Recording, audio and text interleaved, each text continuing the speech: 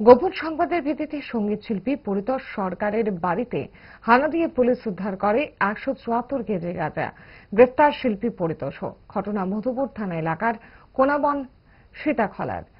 বিবাহে রবিবার মধুপুর থানার ওসি দেবজিৎ চ্যাটার্জি টিএসআর বাহিনীকে সঙ্গে নিয়ে কোনাবন সীতাখলা এলাকায় সঙ্গীত শিল্পী পরিতোষ সরকারের বাড়িতে যান। পাশাপাশি শিল্পী পরিতোষ সরকারকে গ্রেফতার করে থানায় নিয়ে আসে। সে দীর্ঘদিন ধরে গাঁজার ব্যবসার সঙ্গে জড়িত রয়েছে বলে পুলিশের কাছে অভিযোগ ছিল। অনেকদিন ধরে পুলিশ তাকে ধরার জন্য চেষ্টাও চালিয়ে আসছিল, অবশেষে রবিবার সফল হয়। আজকে সকালে একটি গোপন সংবাদের ভিত্তিতে মধুপুর থানা অফিসার স্টাফ টিএসআর জওয়ান বা আমাদের সিস্টার এজেন্সি মিলে একটি যৌথ অভিযান চালানো হয় একটি বাড়িতে। ওই বাড়িতে অভিযানকালে আমরা প্রচুর পরিমাণে ড্রাই গাঞ্জা রিকভার করতে পারি এবং এই বাড়ির পরিতোষ সরকার নামে একজনকে আমরা ঘটনাস্থল থেকে গ্রেফতার করি।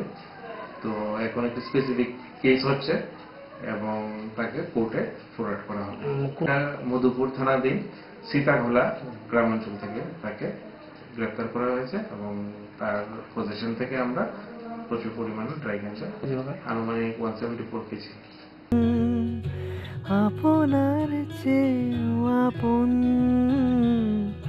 জুড়ে থাকে বাঁধন, আপনার চেয়েও আপন,